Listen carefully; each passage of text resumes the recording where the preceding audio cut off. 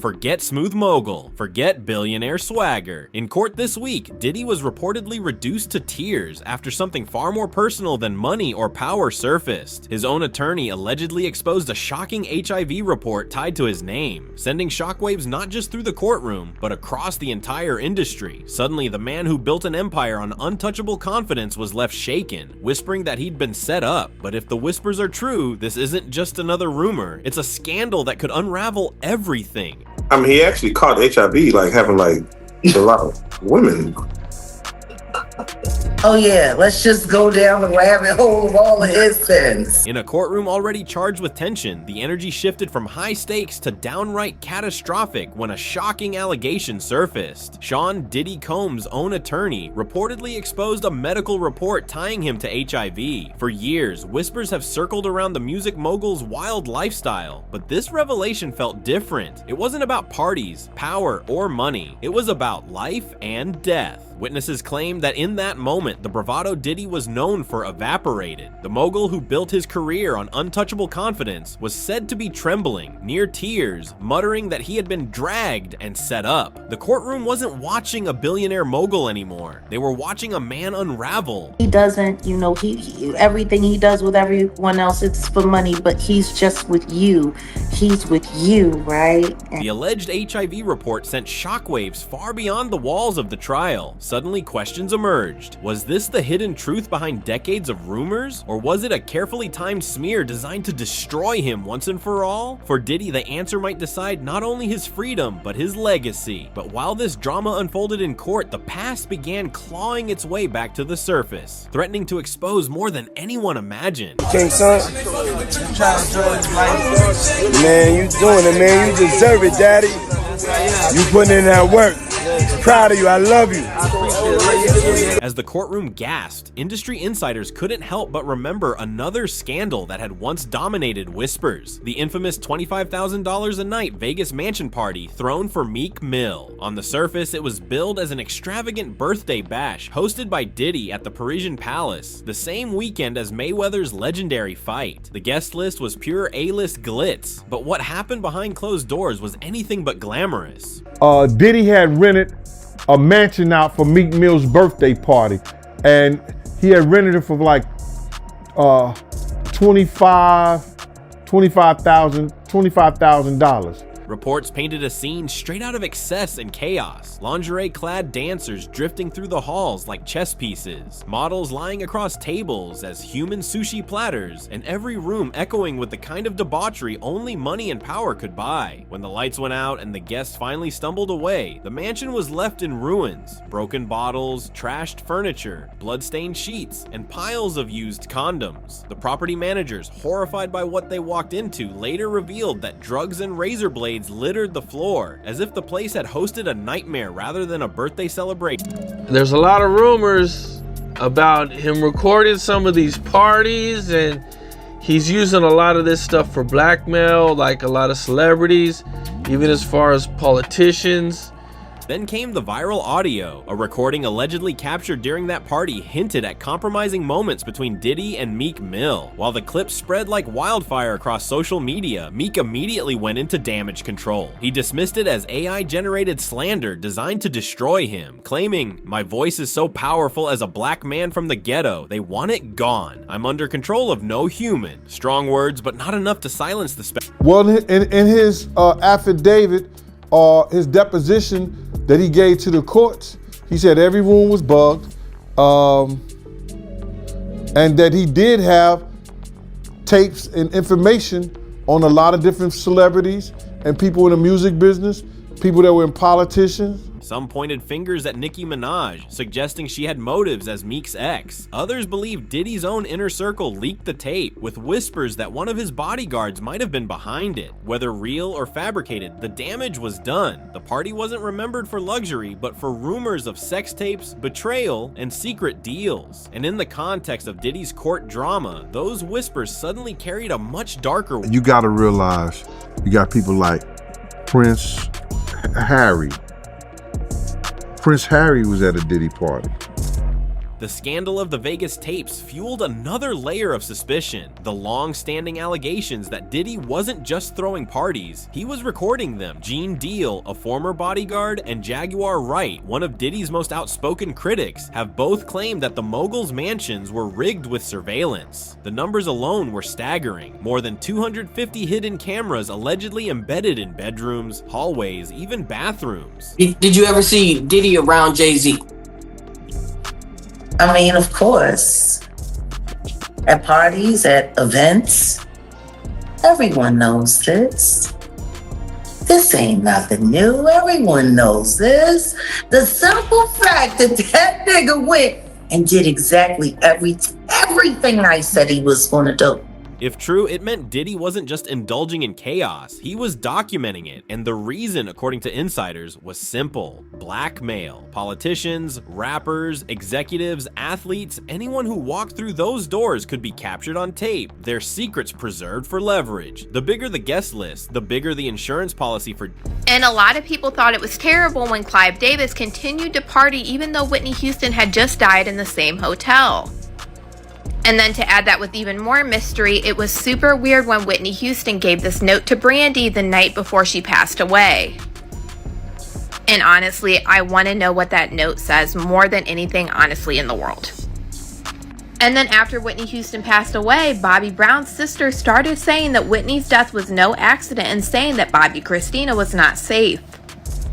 Now, with federal authorities reportedly seizing hard drives and surveillance tapes from his properties, the industry fears a domino effect. If the government truly has those recordings, it's not just Diddy on the line, it's anyone who ever joined his infamous soirees. The silence from certain corners of Hollywood and the music business speaks volumes. What could be on those tapes that powerful people would do anything to keep buried? I love Dapper Dan for this.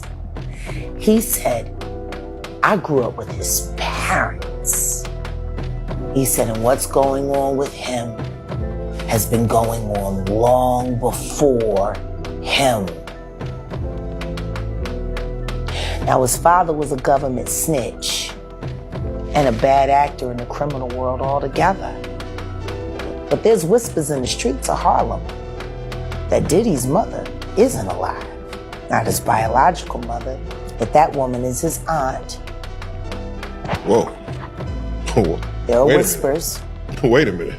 There are whispers. Few figures have fanned the flames of Diddy's scandals like Jaguar Wright. To some, she's a truth teller exposing an industry built on secrets. To others, she's a sensationalist chasing attention. But whether loved or loathed, her words carry weight. And in Diddy's unraveling, she has been relentless. Wright has claimed that Diddy not only knew of his alleged HIV status, but continued his reckless lifestyle without disclosure. She has also insisted that his relationship with Jay-Z ran deeper than business, alleging ties that blurred personal and professional boundaries. But her claims don't stop there. Wright has repeatedly linked Diddy's influence to Clive Davis, the legendary music executive she describes as the blueprint for manipulation and control.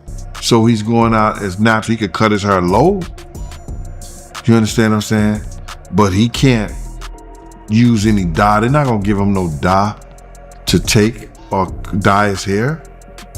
That's not a choice. That's something that he has to do. And him throwing signs of the heart and everything like that back to his family and stuff, I don't believe the jurors, like that or even care about that.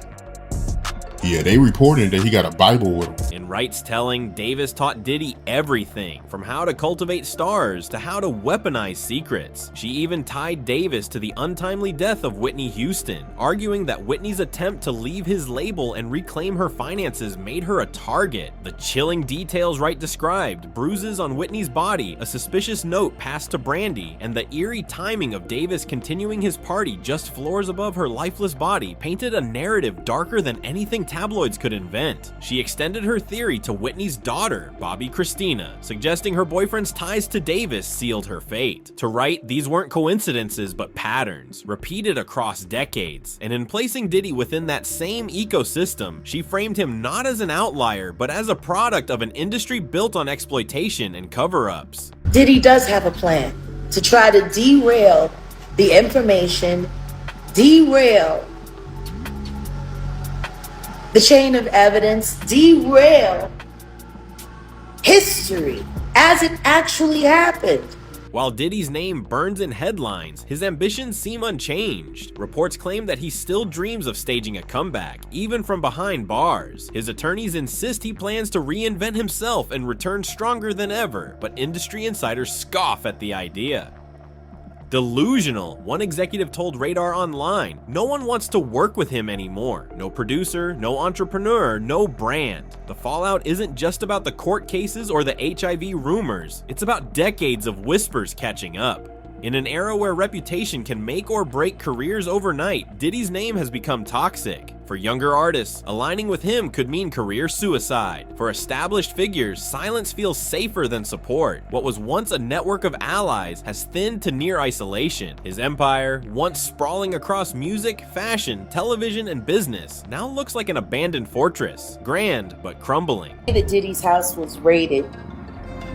Pay attention to the 24 hours that happened before it hit the news. Kim Kardashian unfollowed him, which we now know she was very involved in the Diddy lifestyle. Diddy was supposed to be going on vacation with his daughters, but he didn't do that. Just when it seemed the chaos had reached its peak, another twist emerged. The allegations that on the eve of his home being raided, Diddy orchestrated a cover-up involving a private jet. According to reports, instead of facing federal agents head-on, he ensured a plane was loaded, not with passengers, but with mysterious cargo. That plane allegedly flew over international waters near the Bermuda Triangle, where its contents were dumped, forever beyond US jurisdiction. The timing raised eyebrows. Kim Kardashian suddenly unfollowed him just hours before news of the raid broke, a move that insiders claim was no coincidence. Diddy was reportedly supposed to be in Los Angeles, preparing for a family trip. Instead, he was found in Florida, while his plane traced a path far from US soil. The question lingers, what was so damning it couldn't risk being seized by the feds? Don't forget, you're getting this out of there before HIS shows up. So you gotta remember, this is all in a crunch. Kim Kardashian unfollows him. Diddy is supposed to be in LA, but he's actually already in Florida.